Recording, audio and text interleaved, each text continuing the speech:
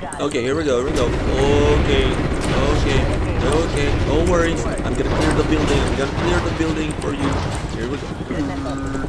Guys, let's review and unbox the Mauno gaming USB microphone with noise cancelling. Makapal po yung foam sa loob ng box for sure, well protected ang inyong item. At syempre, meron itong user manual. USB Type-C to Type-C, adapter po. Oh yeah. Pinili ko guys is white. Ayan. Okay, sample time.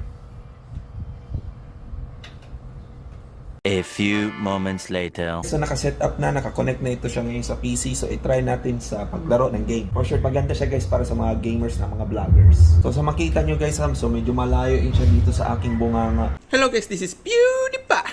John Wick. John Wick, John Wick, John Wick, John Wick, John Wick, John Wick, John Wick. John Wick, John Wick. Ah! Change. Bilis. Bilis. Ay.